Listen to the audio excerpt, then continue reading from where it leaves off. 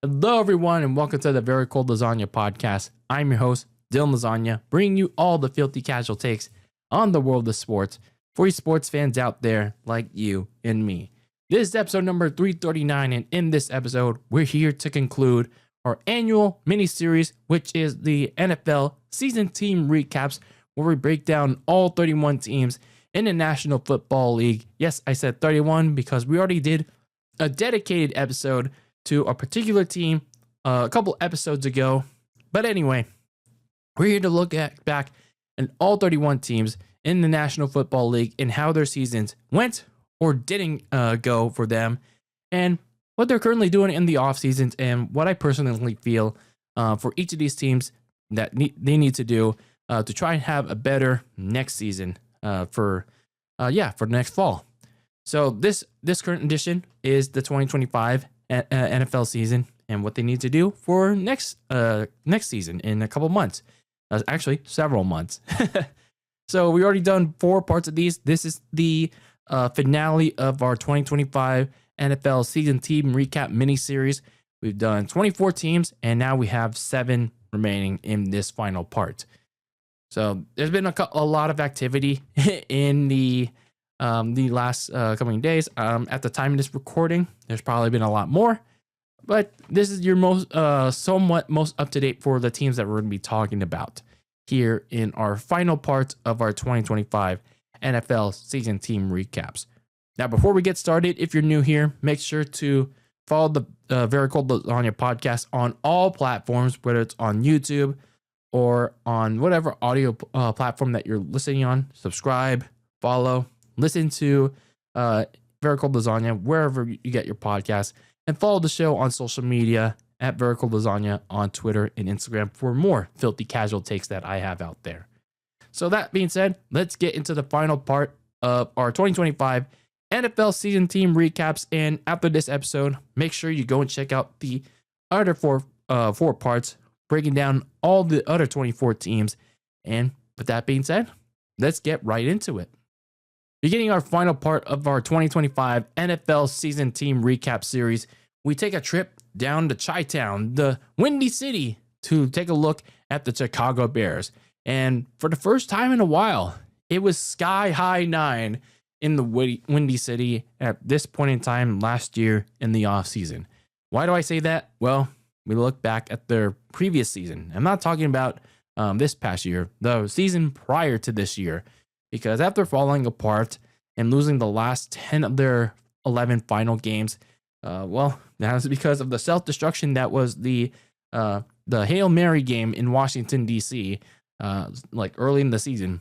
Yeah, after that happened, the Bears fired coach Matt Eberflus, who flushed down the season, and yeah, he got fired during that stretch. The Bears actually did a non-Bears thing for once in a while, and they hired former Lions offensive coordinator Ben Johnson, and that gave Caleb Williams, who was going into his year 2, some much-needed help. And the Bears doubled down on that help. They actually continued to do non-Bears things by beefing up the offensive line, trading for guards Jonah Jackson of the Rams and Joe Thuney of the Chiefs, while in free agency they signed center Drew Dalman, and they fixed that offensive line that has been problematic for a couple of years, whether it was with Justin Fields under center and now with Caleb Williams under center. So all that was left to do for Chicago to see how Ben Johnson would do in his first year as coach and how Caleb would do in his second year with all these pieces around him. So that was remained to be seen. Obviously, with the Chicago Bears and all these pieces, the new head coach, it was a bit of a rough start. Actually, it was a very rough start. They started the season 0-2. Ben Johnson tried to incorporate a little bit too much of his creative calls when he was a coordinator in Detroit, and that talented team is way too early for that. On an offense, still trying to adapt to him with Caleb, Romeo Odunze, and then DJ Moore. Still too early for that, especially when they choked away a 17-6 lead over the Minnesota Vikings on Monday night, and then they got their butts whooped completely by Johnson's old team in Detroit the next, not just less than 6 days later. So yeah, very rough start for the Bears there. And even when they won the next 4 or 5 games, Caleb and the offense were still pretty inconsistent, but at least managed to do enough to win games until they got their butts handed to them again, this time against the Ravens. And when you look at the other side of the ball, their defense was still pretty on and off too. And in the offseason, the Bears signed the likes of Dayo Odeyingbo. I'm sorry if I'm mispronouncing that last name. And Grady Jarrett to help out Montez Sweat in the front lines. But there's still issues in the trenches in pressuring opposing quarterbacks and stopping the run. Overall, they had troubles in the front 7. Maybe some of that had to do with the play calling and personnel usage by defensive coordinator Dennis Allen on certain downs. But either way, they still were issues in the trenches. It also didn't help when Odeyingbo and DJ Edwards were lost for the year with injuries. So yeah, there were plenty of issues in the pass rush and run defense. But when you look at the bright side for the Bears, you look at the offense when they started to pick things up. When they started to pick things up in the second half of the year, even when he still had the tendency to have those things back in his rookie year, Caleb Williams was playing much more confident and sometimes a little smarter than he was back in year 1. Caleb Williams led the Bears to several comeback drives as they began to gel under Ben Johnson. You look at the supporting cast around him. While Rome Odunze missed the last month with a foot injury, DJ Moore shook off his struggles. Rookie Luke Burden III and Jade Walker, they stepped up to the plate to help out Caleb. And then you got tight ends Colston Loveland, the rookie, and Cole Kmet. They also played a supporting role to spread out the aerial attack for Caleb Williams in a key last month of the year. And then you got a running back duo of DeAndre Swift and late round pick Kyle Monagai. They excelled during this time too with a combined 255 yard and 2 touchdown game upset over the Eagles on Black Friday. That was a major highlight for this stretch for the Bears. And overall, when you look at this Bears squad in the second half of the year, they were pretty good, especially in the offensive line. Those investments for Tooney, Dalman, and Jackson, those investments paid off very well. They were protecting Williams very, very well. The pass defense, especially in the safety spots, while it still was shaky because of the lack of a pass rush, Kevin Byard at safety and midseason pickup CJ Gardner-Johnson, they were very well in the deep end of the backfield, and they made plenty of key plays, deflections, and Byard led the league in interceptions. And then when you look at the secondary position, Nashawn Wright, he had a big-time year, seeing an increased role because of injuries, and he led the NFL in takeaways by season's end, including a forced fumble from Jalen Hurts on the tush push in that Black Friday game. So there were some lows throughout the year for Chicago, but there were plenty of highs, and of course, also high heart pressure rates under Ben Johnson's first year, with several late comebacks from Caleb in the offense, which included a Week 16 win over the Packers that would eventually give them the NFC North, and an 11-6 record, and along with the number 2 seed, despite losing the final game against Detroit. And they needed help from the Eagles and losing to the Commanders. But anyway, I digress. They once again pulled off another comeback against the Packers in one of the wilder playoff games that we've seen in the most recent years. They were down 21-6 in the fourth quarter, and then all of a sudden they rallied back. They stormed back in the fourth quarter, and yeah, they won that game in the extra period. And then in the next round, they looked primed for an NFC title game for the first time since 2010, but unfortunately, they just fell a little bit short when they couldn't stop the Rams in a tight, cold divisional game on a last-second field goal. So yeah, their season fell shorter than expected, but I'd say they exceeded those expectations. So even in defeat, the future seems bright for the first time in a long time in Chi-Town. So now the mission for the Bears in these next 2 months, is to continue to build on a very successful past season. So when you look at this coming off season, which starts in very shortly for Chicago, When you looked at their money to spend, it wasn't that great. They had $9 million in debt, so they had to clear some cap space somewhere. But that was prior to March 5th. That was prior to Thursday at the time of this recording. And why did they somehow manage to get out of debt? Well, they traded away DJ Moore, who had been the name of discussion on the block of a trade or release, and that happened on March 5th. They traded away DJ Moore and a 5th round pick to the Buffalo Bills in return for their 2nd round pick. So both teams got a good haul in return. Moore was due $40 million in guarantees, but now the Bears have a clean slate on their hands, and now they have $17 million in the green. They also released Tremaine Edmonds, but I'm not sure how much money they got back from that. But nonetheless, the Bears are in the green, and now they got some money to spend. Their 1st round pick starts at 25th overall. They got 6 total, so they didn't really get another pick out of the Bills from that trade. Some of their key free agents include Nashawn Wright, Kevin Byard, Jaquan Brisker, Jaylon Jones, and CJ Gardner-Johnson. So they have like 4 safeties that they need to consider re-signing.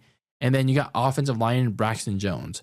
Some of the needs they have to address this coming month or so. They got to upgrade that defensive line that I said was problematic. The Bears had the fewest quarterback pressures and run stops this past season. And statistics, you don't even have to tell you that. You could see that on TV that they had problems getting to the quarterback. So the main focus this offseason for the Bears last year was the offense.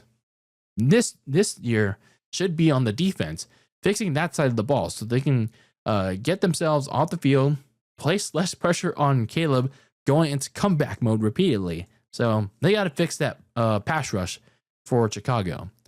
And then in the backfield, defensively, they got to re-sign Jaquan Brisker, and they got to pick and choose whether to re-sign Jalen Jones or CJ Gardner-Johnson. They had a strong deep end in the secondary, but yeah, they got to pick and choose which one to re-sign. They also got to add more receiving help now that DJ Moore has been traded away. I mean, the receiving core is not bad. Luther Bird in the 3rd, and J-Dog Walker is nice, but we'll see if they can continue to step up to the plate alongside roommate Odunze. But one more receiver or two went hurt alongside Odunze and Colston Loveland. And then they got to find a brand new starting center because all of a sudden, Drew Dalman retired recently after signing last year to a big fat deal. So yeah, Drew Dalman is gone all of a sudden. So the Bears now have to start over and find a quality replacement in the interior. So the first year under Ben Johnson, big success for Chicago. Not just for Caleb, but for the whole team. And they got as far as they did unexpectedly. So it's a big step in the right direction for the Bears. The hope for next season for them, it's one that they can hope to go deeper for them. And one that I personally hope doesn't become their version of what the Washington Commanders was this past year. And that's a vision of overachieving too early. High expectations were once again present in Orchard Park as the Bills were once again one of the preseason favorites to make it at least back to the AFC Championship game this past year after falling just short in the 2024 one in heartbreaking fashion. But to do that though, at this point in time last year, in the last offseason, they had to retool their charming ultra soft defense. And they did that by adding the likes of Larry Ojunobi and Joey Bosa to the pass rush. And in the defensive backfield, Dane Jackson and using their 1st round pick, Maxwell Harrison. So one would think the defensive retool would be good. But though it came at the cost of, giving Josh Allen offensive help. But that was mainly due to, the lack of resources, whether it be money and draft picks. So Josh Allen didn't get like much quality help. But regardless, I thought at the time, at last year, it was a solid offseason for them, but the high expectations fell short again for the Bills. I thought we could see the end of Sean McDermott's time in Orchard Park after the season. So when you look at the Bills in the regular season this past year, I really liked what James Cook was doing. He started off strong with multiple 100+ yard performances in the first couple of games of the year, and he ended up becoming one of the better NFL backs with the speediness and improvisational running. And he got progressively better throughout the season with even more big games, notably with the career best 200-yard 2-touchdown game in Carolina in Week 8. Again, normally I'm not a statistics guy, but when you look at how they played against Carolina, and again, Carolina was so team at that time, but still relatively impressive for James Cook on a day that Josh Allen was not really doing all that great. So on TV, he was one of the core pieces of the offense that gave Josh Allen much needed stability and less pressure for Josh Allen to run himself. So overall, Cook finished the season as an All-Pro and with the NFL's rushing title record. But unfortunately, for as somewhat very solid as the offense was, you look at the defense. That defense was not all that great. Yeah, I talked a good amount just a minute or two ago about that retool that the defense had. Yeah, that didn't pan out as well as I thought it would for Brandon Beane nor Sean McDermott, because the interior defensive line, they allowed a lot of running backs to get either key first downs, a lot of yardage, or touchdowns because of their inability to tackle them on first contact, let them break tackles, all the good stuff. Especially in the middle of the field with Terrell Bernard and Matt Milano, they had pretty bad seasons as they whiffled on running backs too. And then on the edge, you look at that trio, AJ Epinesa, Greg Rousseau, and Joey Bosa. They had decent sacks and lost yardage production, but there wasn't much else in the pass rush. Meanwhile, you look at the defensive backfield especially, they're once again problematic in coverage against opposing receivers and an extended run stopping. Christian Bedford and Cole Bishop were the only decent productive people, but they didn't have much else in their respective spots, as everyone else around them were either very bad or they got hurt. Maxwell Hairston was okay in his rookie year, but he only played a little more than half of the year as he dealt with injuries. But then you also look at Josh Allen.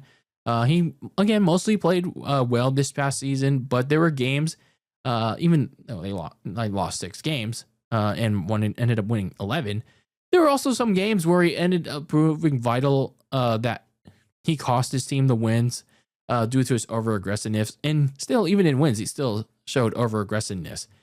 He struggled in 2 straight weeks against the Patriots and the Falcons, for example, in late game situations, and did the same against the Eagles late in the year on their final possession, trying to win the game with the 2-point play, but overshot Khalil Shakir. Yeah, his overthinking would later carry over into much bigger games that would cost the team even harder. And then when you look at the rest of the offense, oh boy, yeah, that share the wealth, spread the joy kind of offense in the passing attack. Yeah, it wasn't anything like that this past year because sure, Dalton Kincaid had a really good year, but that spoke volumes on how bad the rest of the receiving corps was because they could never get on the same page with Josh Allen, nor could they do their own job in getting open. Notably, Keon Coleman significantly struggled after a strong opening week performance because he was later doing bad. He was also a healthy scratch for most of the remaining of the year until he had to get back in the lineup because, well, the rest of the receiving corps dealt with injury mania running wild. So when you look at this Bills team in the regular season this past year, they looked like a team that usually was in years past under Josh Allen, but not so much this past year because of an even more regressing defense, very bad receiving core. Sure, they finished 12-5, and I said I want to retcon what I said about 6 losses, but still, those 5 losses were enough for them to lose grip on the AFC East. And one of those losses, again, happened to be the Patriots. And that became vital enough to lose the division to their division rival. So they had to settle being on a wild card And that happened to be it as the 6th seed. They had to go to Jacksonville and begin their road back to the AFC title game there. And sure, they started out a little meh, but they managed to survive a game where points became hard to come by. But they managed to win that game against Jacksonville. But then they had to go to Denver against the top-seeded Broncos for a division game where they're very short-handed because in that Jacksonville game, more receivers got injured. Josh Palmer, Gabe Davis, and Tyler Shavers. They all got injured in that one.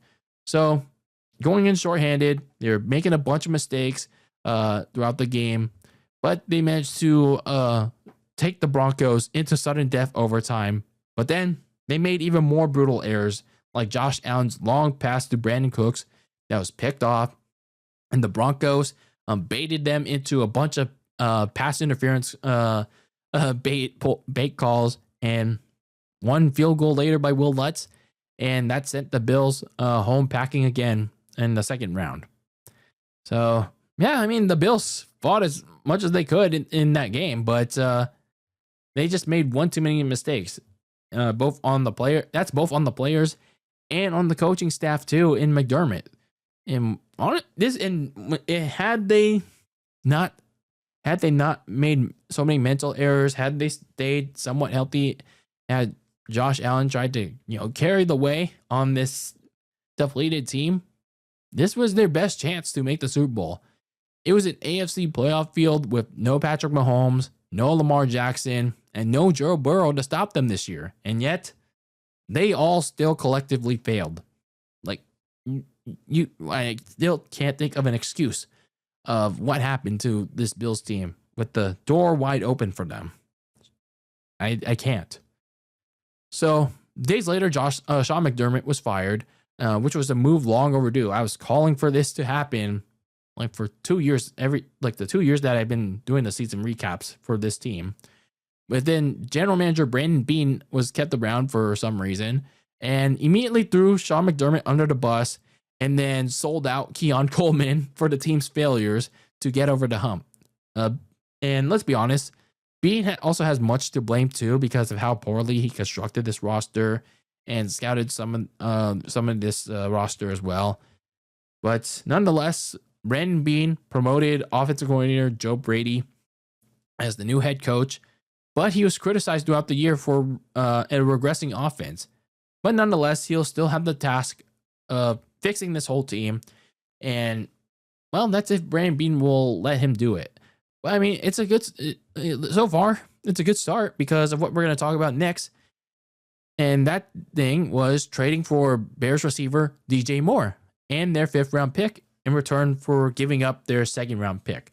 So, good start for the Bills. They got a big name receiver that Josh Allen desperately needs since they gave away Stephon Diggs. How many years ago has it been now? 3 years.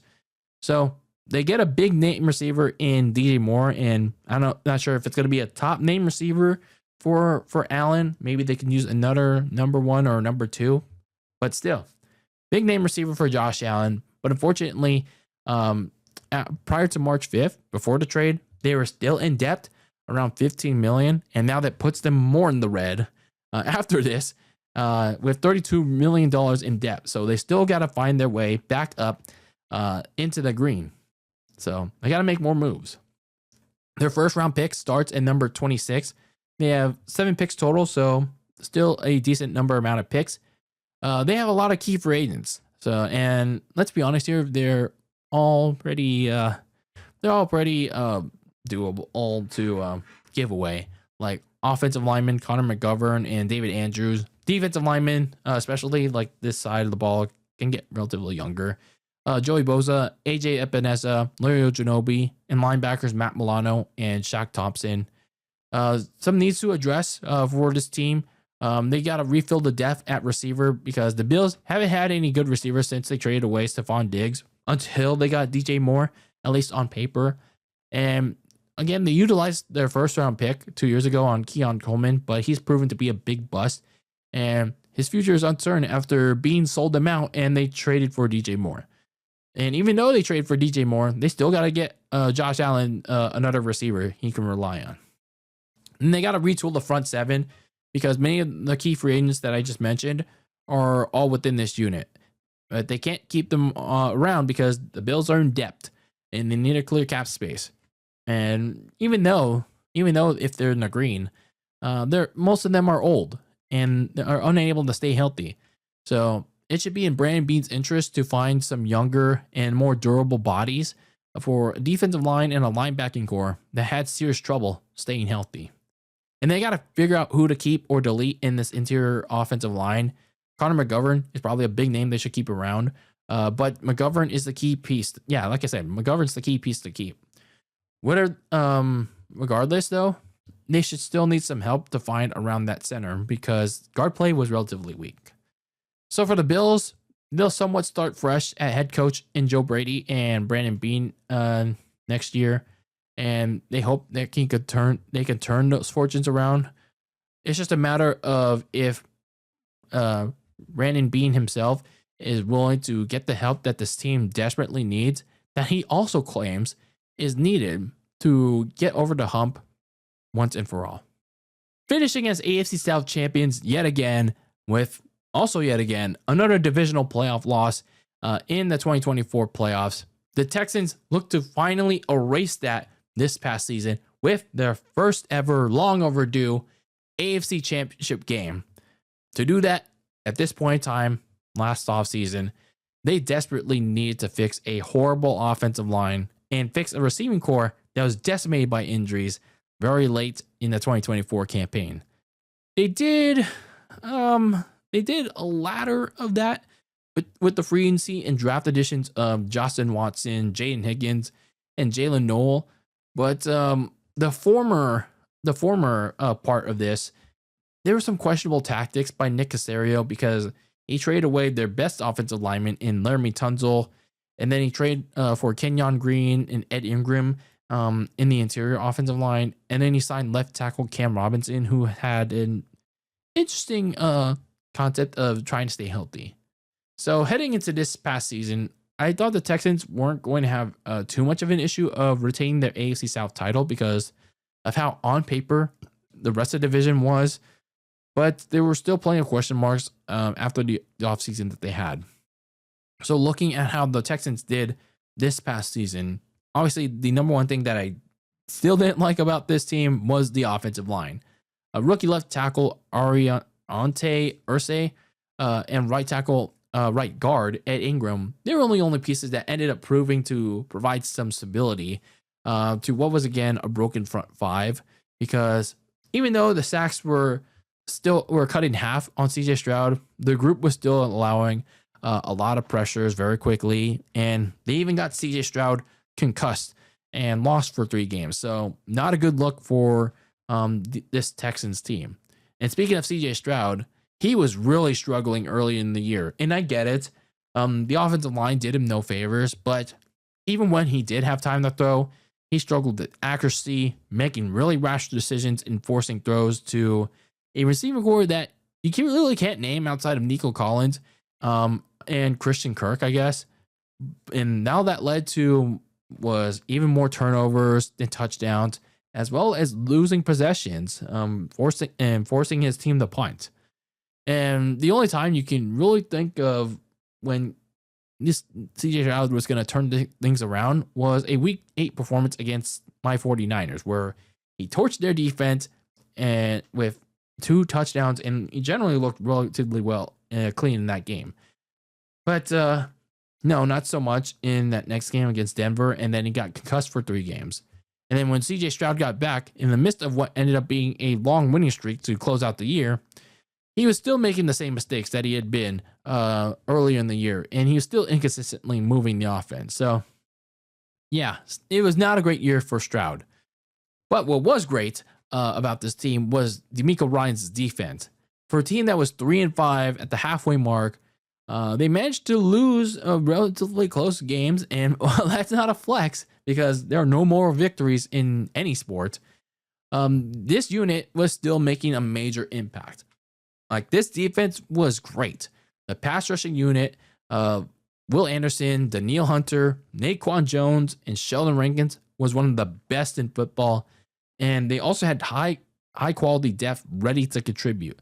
That same defensive line was also great at stopping the run alongside Aziz Al-Shair, who also had a field year in doing the pass rushing and stopping the run and protecting the middle of the field. So this pass rushing group, they were really great. They were like quick to the bone on both pass rushing and run defense. The secondary was very good too in pass coverage, deflections, turnovers, courtesy of a core in Caleb Bullock, Kamari Lassiter, Jalen Pierre, and Derek Stingley Jr., among others. Like there was a lot of good depth there too.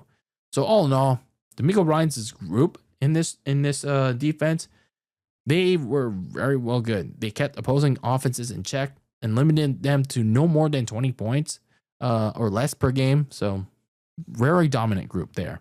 And then of course you look back at the 9-game winning streak after the first half of the season, after that 3-5 stretch, and put the defense's efforts into consideration alongside a key contribution from backup quarterback Davis Mills, who did his job. And yeah, they rallied that from that 3-5 start to finish the season with a 12-5 finish. This was all in spite of the regression of Stroud.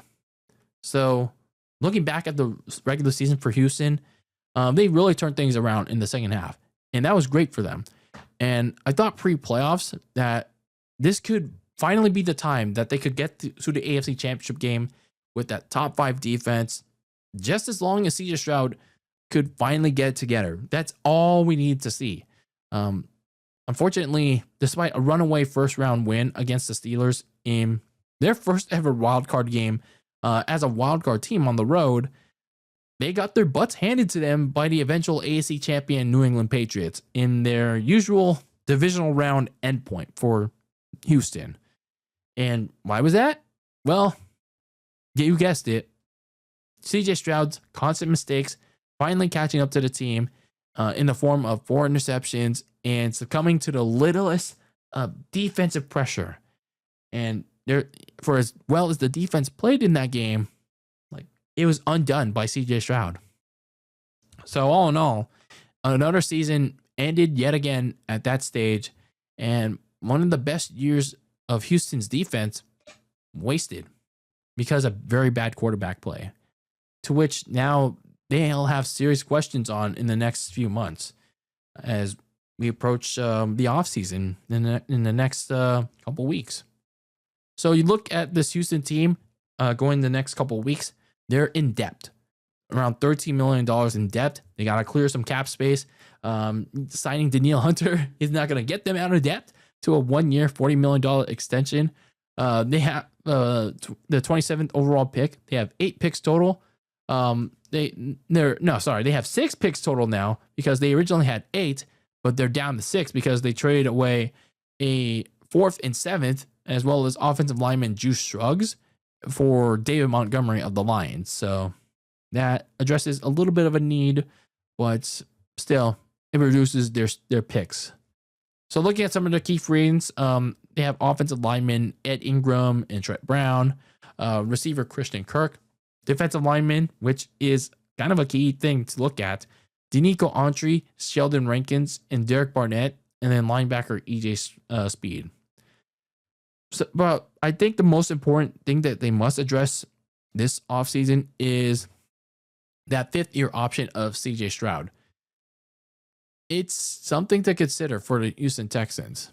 I mean, you look at how really bad CJ Stroud did in the divisional game, but at the same time, like throughout this regular season, and not just that, the previous season prior, he progressively regressed with how quickly he gave up to the pass rush and arrogantly threw under duress. And in fairness, his offensive line did him no favors either.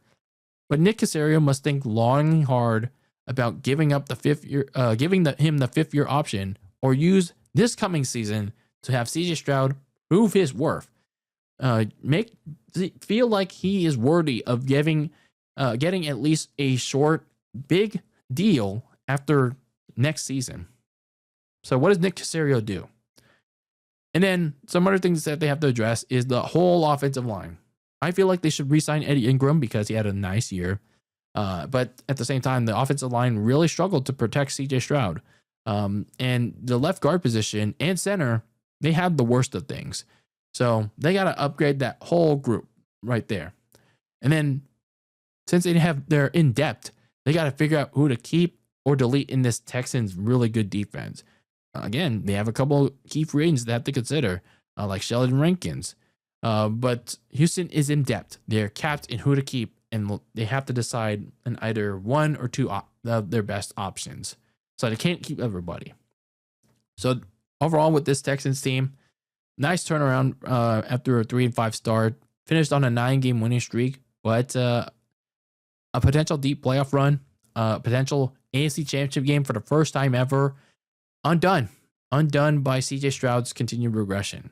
There'll certainly be decisions around the rest of the team, but it's going to be the noise around CJ Stroud, and that's going to get loud and profound as next season gets closer, and not in the best way until he shows a return to his old form from his rookie year. 2 seasons ago, the LA Rams took a step forward by retaking the NFC West, but they fell short in a tight and snowy divisional game to the then eventual Super Bowl champion Philadelphia Eagles. But even in defeat, it gave reasons for optimism in the blue and gold side in LA to build for a hopeful Super Bowl run this past season. This point in time last year for the LA Rams, they didn't add much help to their young defense, who had great success in 2024. So that gave some question marks around the depth behind Kobe Durant and Darius Williams, especially in the secondary. But when you look at the offense, Puka Nacua got some needed help with the addition of Devontae Adams and new draftee at tight end, Terrence Ferguson. However, question marks still surrounded about the offensive line because Les Snead traded away starting guard Jonah Jackson to the Bears. And Matthew Stafford, just weeks before the season started, he was dealing with a back injury that threatened his status for the start of the season. So, yeah, things were looking eerily a little dark for the Rams to begin the year. But Matthew Stafford was able to play week 1 as we look at how the Rams did this past year. Able to play with no issues and immediately began to make his case for the MVP after 2 slow weeks. Precisely slinging it around to a host of his receiving core, which was a very strong one at will, both to blow out teams and came in very clutch for them. His biggest game in particular, in my opinion, was in London, throwing for a career high 5 touchdowns with very little yardage, but it was relatively easy for him in a blowout win over the all-elite Jacksonville Jaguars. Speaking of the rest of the offense for the Rams, his big year, it needs to be credited to, that offense. Puka Nacua continued to set opposing defenses ablaze. And the addition of Devontae Adams, along with continued help from third option Tutu Atwell, gave Nacua more opportunities to get open and take a little bit of pressure off of him as well at the same time. And it made the offense nearly unbeatable at times. And then when you look at the middle of the field, rookie tight end Terrence Ferguson and Colby Parkinson, they were decent middle options and red zone targets for Matthew Stafford. So overall, that offense in the air attack, relatively well. And then you look at the defensive line. Even though that didn't have as much success as last year, the core 4 of Jared Verse, Byron Young, Kobe Turner, and Braden Fisk, along with a new interior addition in Puna Ford, they remained a force to be reckoned with against pressuring opposing quarterbacks. They stopped the run relatively well. So again, even though they didn't have as much success as last year, they still did relatively well. But unfortunately, their counterparts in the defensive backfield, they didn't have as much success because, opposing quarterbacks were able to pick on the secondary because of their own receivers being able to get so open, and the Rams corners, they couldn't stop that from even happening. I repeatedly said in my my game recaps for the Rams that the secondary was getting repeatedly burned and failed to hold tackles.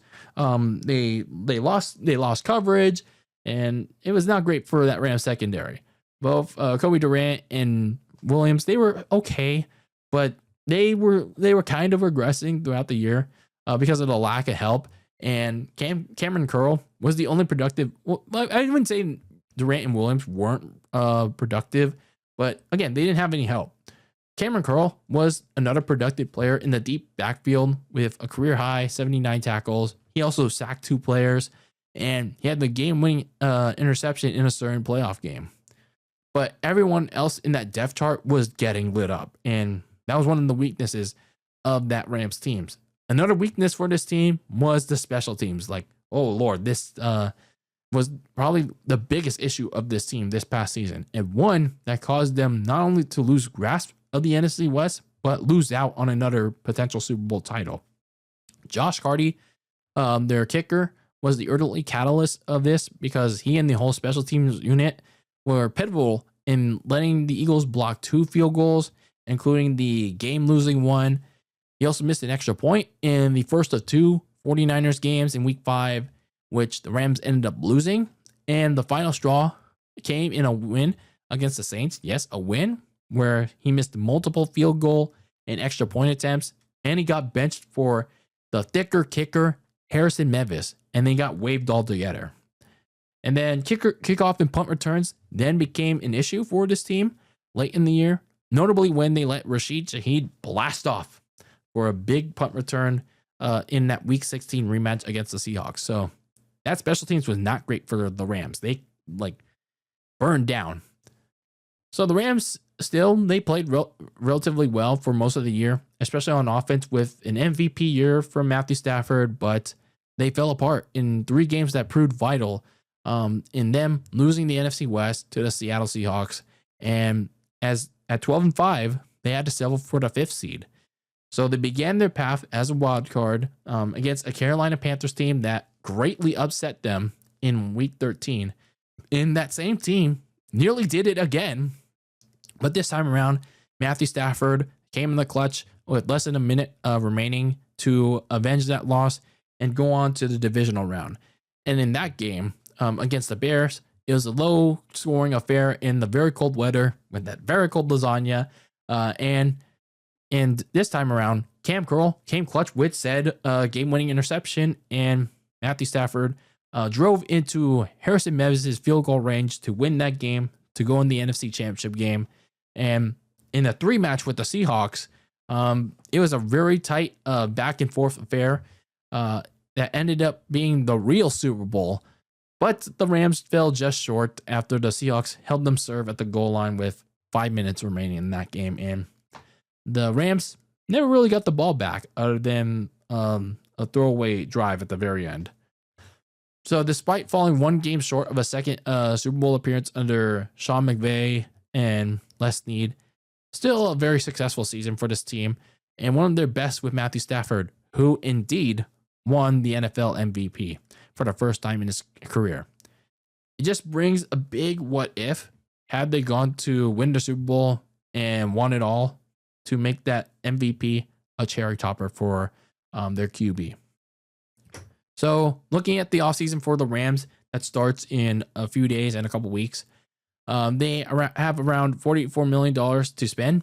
Well, that was prior to last week.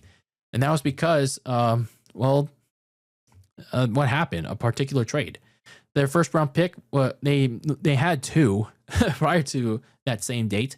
They had the 13th overall pick from the Atlanta Falcons after what happened in last year's draft and the dumb trade that Atlanta made. And they had their own pick at number 29.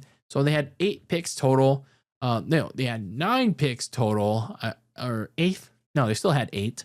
But they recently traded away to the Kansas City Chiefs along with the 5th and 6th round pick and next year's 3rd round pick for cornerback Trent McDuffie.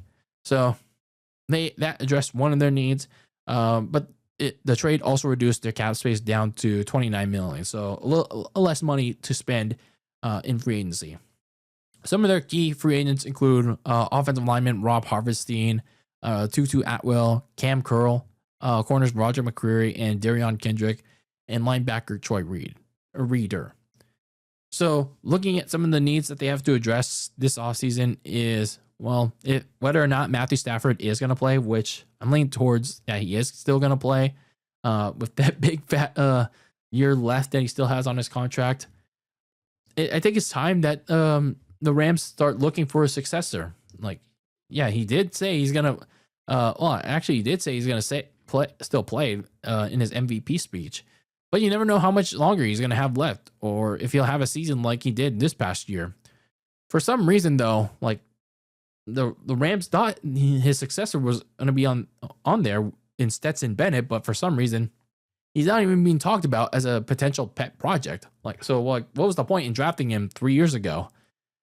So Sean McVay needs to go another route and find another backup quarterback to develop and, and succeed Stafford once he calls it a career. Because I don't know why Stetson Bennett is even there in the first place. And then you got to fix the defensive backfield because Cody Durant will hope to bounce back next season, but he could stand to get some more help opposite of him, both outside and in the slot. Now, they solved one of those problems with the trade for Trent McDuffie, but they'll still have some work to do. And now, hopefully, the thing should be to re-sign Cam Curl to keep stability in the defensive deep backfield with Cam Kitchens, along with rewarding him for a career year. They should also add some better help on the offensive line, which struggled at times, notably on the exterior with David Quessenberry and Rob Harvestine, who is a free agent. They'd still re-sign Quessenberry anyway, but the Rams still could use some better starting tackles along with some better reserves. The LA Rams, they should be in the mix again for the NFC West and possibly a deep playoff run again with how deep the roster is and how good their general manager is, their front office is, and their head coach is.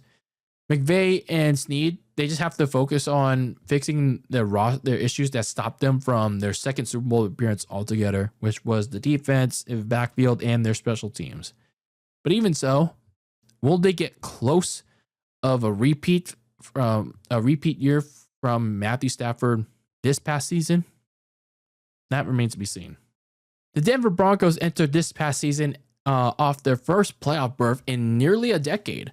And this time around, this past year, they had aspirations to steal the AFC West after falling just short in 2024.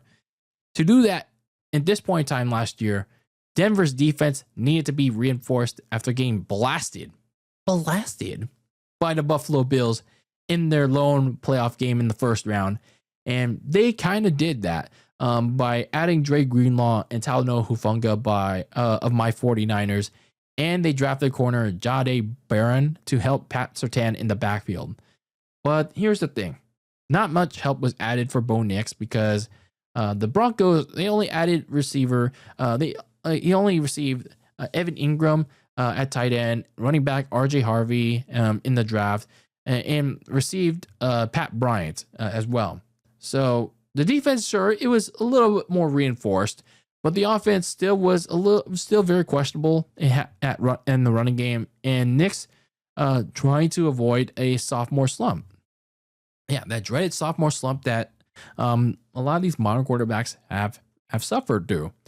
So, yeah, there are still some things that the Broncos had questions about, and those questions would define Denver's goal of winning the AFC West for the first time in a decade. So, when you look at this past regular season for the Denver Broncos, the one thing I didn't like about this past year was their slow starts. And perhaps some of that can be attributed to a bit of that said sophomore slump for Bo Nix, who, while he was still a relatively solid quarterback, he still struggled with accuracy and had some chemistry issues with his supporting cast. He notably overthrew some of his receivers often. But nonetheless, they fell behind early because Nix struggled on short yardage downs, especially in the red zone, and that either left them with wasted possessions or having to settle for field goals. Mind you, most of their schedule had bad teams, and yet there still wasn't much sense of urgency from them until the second half, especially in the fourth quarter, where much of their wins came from, especially against that touted 33-point comeback against the New York Giants. That should tell you something about this Denver team.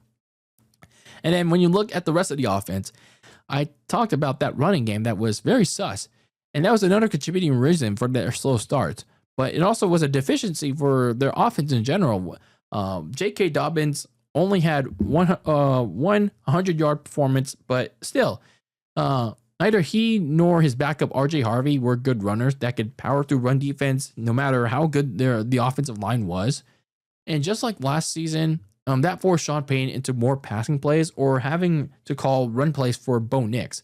Or it was either that or Bo Nix had to improvise a run himself. So that's how bad the running game was for Denver. But when you look at the bright sides for the Broncos this past year, it was their defense. Like, they once again possessed one of the NFL's better front sevens with how well they rushed and sacked the quarterback. Like, that pass rushing unit of Zach Allen and John Franklin Myers, that was a formidable tandem at the edge. They each knocked 7 sacks, and Zach Allen had an all-pro season. Meanwhile, you look at the likes of DJ Jones and Malcolm Roach, as well as Alex Singleton. They were great run stuffers, and also they were productive too in pressuring the quarterback. Meanwhile, you look at the defensive backfield. They had some mixed results, but they still made some big plays like pass deflections and turnovers from Pat Surtain and Riley Moss. But what I really liked about this secondary was like I said, the safety acquisition of Hufanga. He had a resurgence year with this first fully healthy season for the first time since 2022. But man, he played very well, still very physical, with a bunch of very hard-hitting tackles in clutch time, and generally doing very well in coverage. So again, he was relatively healthy for all of this year. And then you look at the offensive line. For all the slow starts and clutch time play that the Broncos had in the fourth quarter, Bo Nix possessed one of the better front fives in the NFL. He had ample time to find the likes of Cortland Sutton and Troy Franklin. And they only had like one weakness on this offensive line, which was Ben Powers, but everyone else did a great job in protecting him. So overall with this Broncos team, Denver, yes, they underwent a sophomore slump from Bo Nix, but he still performed well in the clutch despite that. Whether it was against good teams like the Eagles, the Packers, and the Texans. Yes, they did play very bad teams, but still, you have to play what's in front of you. Their top 10 defense also had a few questions throughout the year, but just like Knicks, they made the key plays when necessary. So all in all, their collective efforts earned them the AFC West and the AFC's top seed for the first time since their Super Bowl win in 2016. And keep in mind that was the first time that win was the first time since that same year that the Kansas City Chiefs was not the AFC West champions. And all this had them poised as one of the pre-playoff representatives to go to the Super Bowl. So in their divisional game, as the top seed against Josh Allen and the Bills, they endured a storm from them in the second half, and they went to sudden death.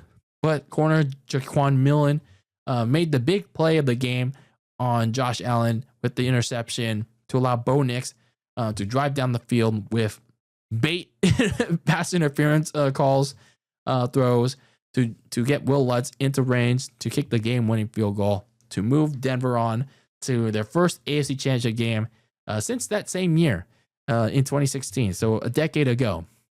Unfortunately, when it came time for the AFC Championship game and prior to that, man, did this game come at a cost for the Broncos. Like their big season just was suddenly stripped away right afterwards, because we all found out right after that Bo Nix, he suddenly suffered a broken ankle before Lutz's game-winning kick, on a kneel down, of all things.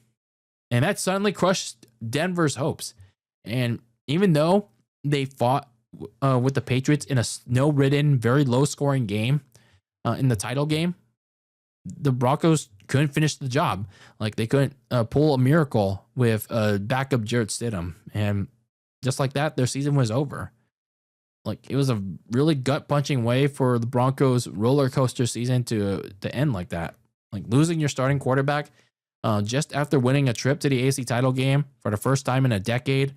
But yeah, well, there's again no moral victories. The team fought until the very end. But the teams that we talked about in this these recaps, it just makes you wonder like how they would have done.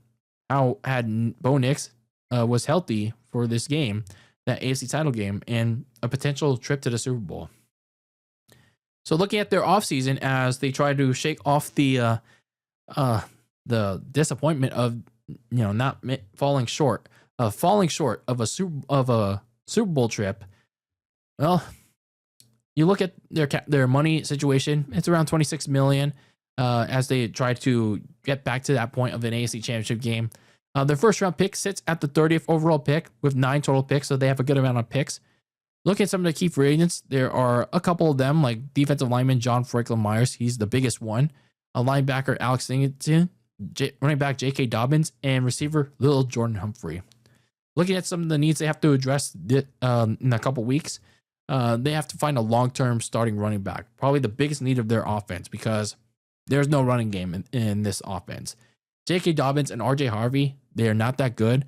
And Bo Nix was once again the technical running back of this team. So Sean Payne and general manager George Payne, they need to find a good starting running back, a long-term one at that, and a complementary piece to take pressure off of Bo Nix in this running game.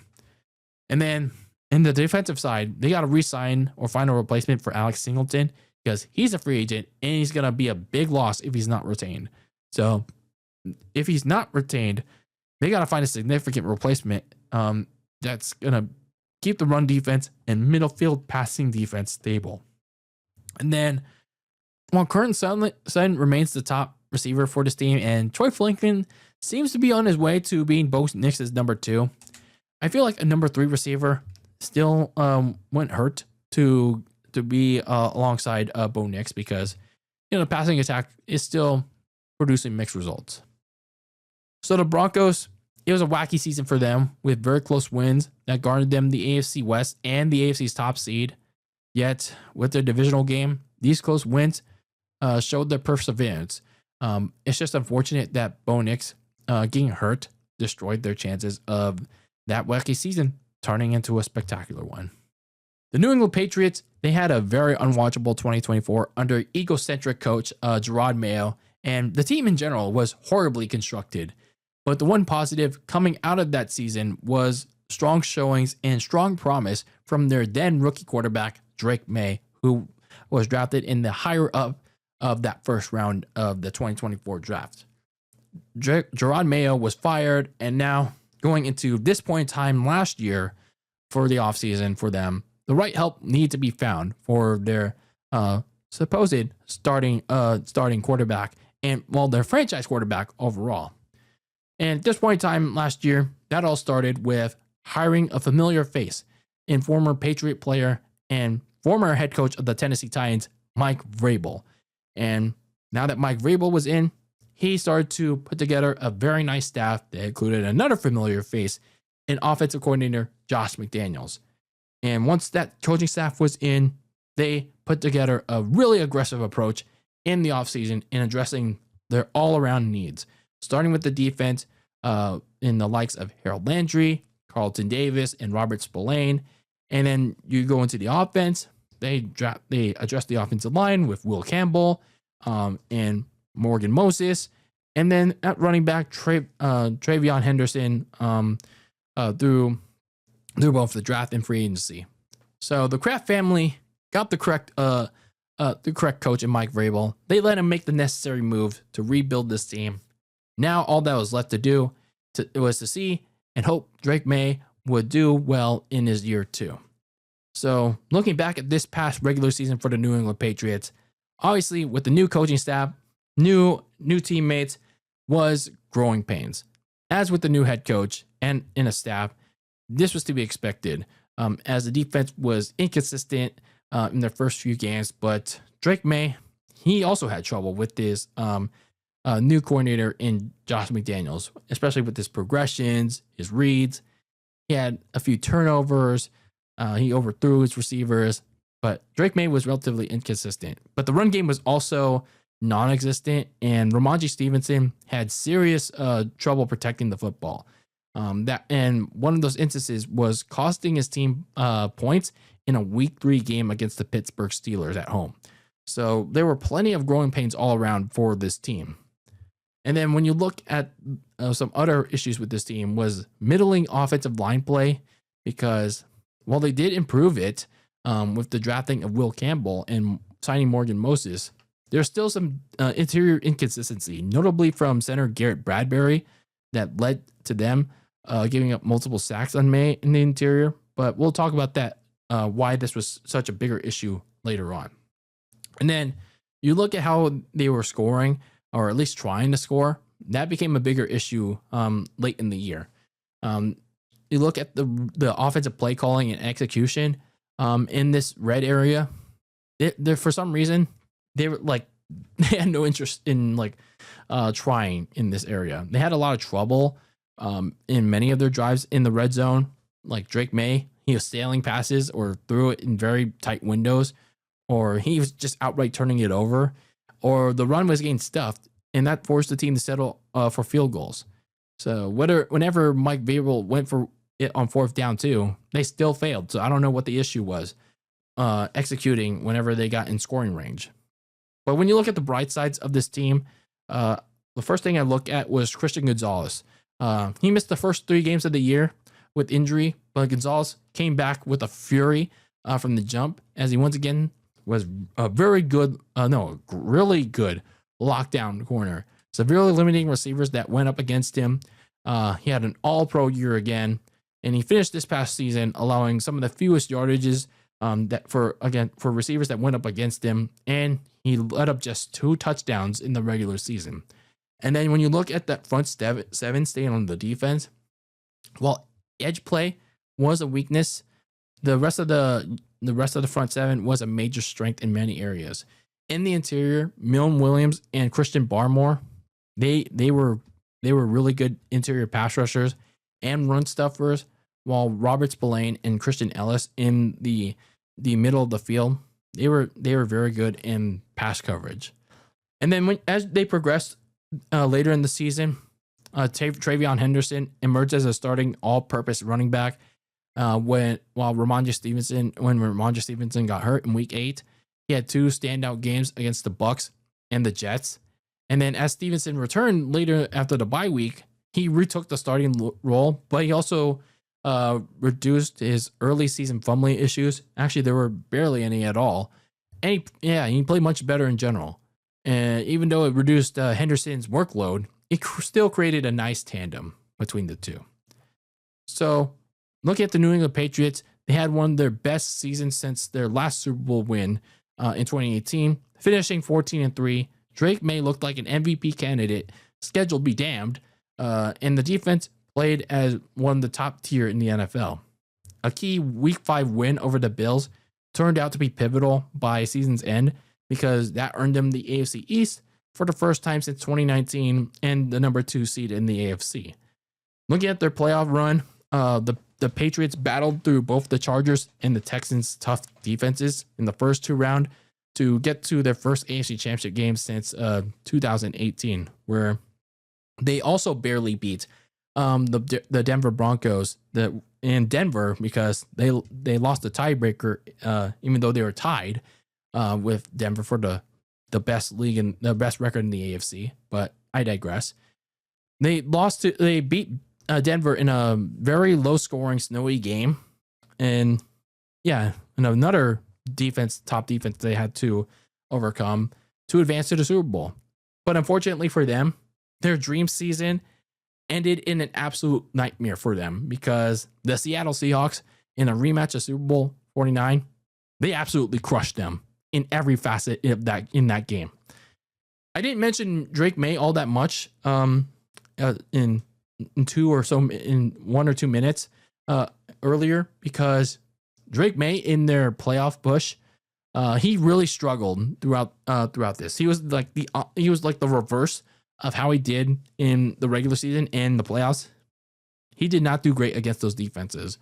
While he was able to overcome those top 10 defenses in late in the game, he never could get it going against Seattle's dark side defense all game long. He was getting wrecked out there. And that offensive line, it was really bad in that game. Even the Patriots' own top-tier defense, they got crushed by Sam Darnold, Kenneth Walker, and Seattle's own offense. So the Patriots looked completely outmatched and unprepared in that game, and they lost handedly. And now they got to shift focus on how to find a way to not only get closer to get back there, but also how to handle what's going to be a much more competitive AFC next season. So when you look at the offseason for the New England Patriots, they have around $38 million to spend, which is still a good amount for them.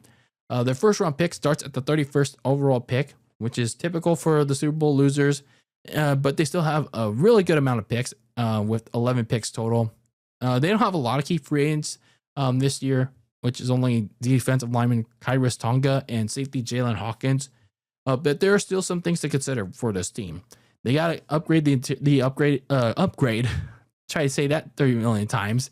Upgrade the offensive line because they got clapped by the Seahawks in the Super Bowl. They allowed 7 sacks on Drake May, which, yeah, he got beat up in that game, as I said many times. So they need better reinforcements, notably a better center to challenge Garrett Bradbury, which, by the way, I think he got released or traded already, if I remember correctly. But anyway, they still have to upgrade that offensive line, like, regardless. They also have to draft 2 top receivers for Drake May. Stephon Diggs, surprised coming off the ACL in Houston, but he had off-field concerns during the season, and he was a ghost during the playoffs, and he was released now. So now that he's gone, the Patriots now need to refocus on finding a long-term receiver or 2 for Drake May.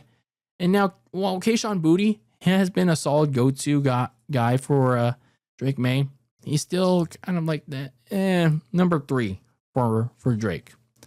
And then there's another decision that has to be made. It's about Christian Gonzalez. Great lockdown corner for the team. And I feel like he's extension eligible, and I feel like they got to get it done ASAP. Like, get it done ASAP so there's no off-season distraction for the team. The Patriots, they took a very big leap, probably a bigger leap than expected this past year, and they went further than anyone would have thought.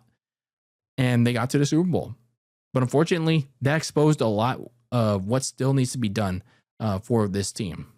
I just hope for their sake, next season, it doesn't come with a very hard case of the Super Bowl losers curse crashing down on them.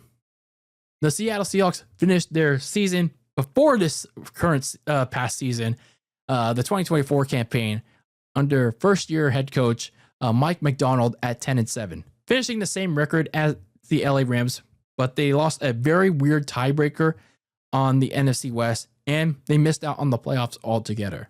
With the second season of falling short of a playoff berth and some help from their starting quarterback wanting out, Mike Macdonald and general manager John Snyder went to work. So at this point in time, last offseason, they added a few more players like DeMarcus Lawrence to bolster their strong defense, but the offense saw major changes. And like I alluded to earlier, their starting quarterback wanted out. So the Seahawks traded away their former starter in Geno Smith and their top receiver in DK Metcalf, who wanted some big money, but also expressed frustration with the team. So they traded both of them away, and they replaced them with Sam Darnold, who was a free agent with the Vikings, and Cooper Kupp, who was recently released by the Rams at the time. Well, they also bolstered the interior offensive line with drafting guard Greg Zabel. So with all this, hopes still weren't high on the Seahawks at the time because of Sam Darnold's previous year with Minnesota and how that ended. But regardless, they were hoping to look and prove everyone wrong. And looking at how this past year panned out, at least in the regular season, as expected for them, early growing pains. And early growing pains for them. It took about 2 weeks for Sam Darnold to gel with the rest of the offense, given it was a new team and a new set of quality players. But then once he figured it out, he got settled in afterwards for another surging season and leading a very well-balanced offense. But when it came time for the race for the NFC West and the NFC top seed in December, that offensive consistency, it was hard to come by for both Sam Darnold and this offense in general, and especially the running game. The running game of Kenneth Walker III and Zach Charbonnet, it was not great. It was not great. Not just in December, but I'd say for a lot of the back half of the season. Darnold notably didn't score any touchdowns in Week 15 when they faced the Colts. He actually really struggled in that game in Phillip Rivers' return game. He also struggled in that shutout win over the Minnesota Vikings, his old team. And they also had a sluggish defensive backfield at times. Like, sure, it's talented, which is led by Devin Witherspoon, Julian Love, and emerging rookie Nick Emmanwori. But there were times during the season where they had busted coverage on opposing receivers, like that shootout that they had against the Bucs, and later in a certain game against the Rams. But this season does come with positives for the Seattle Seahawks, like their defense, especially that front seven. They built on their efforts from the previous year, and that continued forward from this past year. This unit became an even harder unit to get by and score on. Mike Macdonald and his defensive coordinator, Aden Durd, utilized heavy pressure for this unit to greater advantage. When you look at the likes of Byron Murphy, Jaron Reed, Leonard Williams, and new acquisition DeMarcus Lawrence, they were an unstoppable force in the trenches. But Lawrence, more importantly, had his most productive and healthiest season since 2022 when he was still with the Cowboys. Like, they were one of the best sack units in the NFL and pressure units in the NFL. McDonald also interchanged his starters with the strong depth that he and John Schneider had. When Schneider drafted prior to McDonald's hiring, like Boye Mafe, for example. And then you look at the run defense and midfield passing defense, they were just as hard for opposing offenses to get by. And then when you're going back to Sam Darnold, for the inconsistencies that he's had this past year, including late in the year, he managed to find his late game winning abilities when Seattle needed him the most. The biggest example of that was Week 16 and that fourth quarter comeback against the Rams. That showed how far he has come for Sam Darnold. Led the team into overtime and answered the Rams touchdown with one of his own and won the game on a big 2-point try. Like really big stuff for Sam Darnold. And then you look at the running back duo of Kenneth Walker and Zach Charbonnet. They had a somewhat late season resurgence. Not as big as Sam Darnold, but still something. Both backs came alive in the final 3 games of the year, with Walker and Charbonnet most notably powering through the 49ers run defense in that winner-take-all regular season finale. So you look at the Seahawks team, they were a team of questions, even as they were winning games, but they almost rounded into form late in the year to put together their best season since their Super Bowl winning season in 2013, finishing 14-3, earning themselves the NFC West and the NFC's top seed with a season finale win over the 49ers. So they got the first round bye, and after that, they began their path back to the Super Bowl by putting an ass whooping on that same hospital ass 49ers that they beat 2 weeks ago to get those 2 things. But after that, in the NFC Championship game, to get to the Super Bowl, they had to endure a very tight-knit 3-match with the LA Rams, a game that was not easy to go by, unlike the previous week. It was almost like the game that they had in Week 16. Yeah, it was very hard. But it was a game in which Sam Darnold came up clutch with 2 clutch scores and a goal line stand that sent Seattle to its first Super Bowl since that same 2013 season. And in a lot of people's mind, and like mine, it was the real Super Bowl of that year, because Super Bowl 60 capped off their great season with a defensive humiliation ritual for Drake May and the Patriots, with all of the world watching, while Kenneth Walker III powered his way to the MVP as the team won its second ever title in absolute domination. So there were a lot of naysayers and quiet folks about this team. I think I'm one of them, if I remember going into the season. But I'll give credit where it's due, even from a division rival. Yeah, I'll give them credit. Because after some time, this team gelled together to output a really good team in the end to come out on top. Now here comes the hard part, defending their Super Bowl title. But the good thing is that many of their starters on both sides still remain signed for a couple of years, and they're still relatively young. And here's the good thing with their offseason, starting with their money. They have around $77 million to spend, so plenty of money to re-sign their players, add some players, so they got a lot of things to work with. On the other hand, though, they're last in the draft with the 32nd overall pick, and they don't have a lot of picks to work with only 4. Now, they can work around that by trading that pick, but yeah, not a great place to be with only 4 picks in this draft. Some of the key free agents include probably the highest one priority, Kenneth Walker, Kobe Bryant at safety, receiver Rashid Shaheed, their midseason acquisition, and corner Tariq Woolen.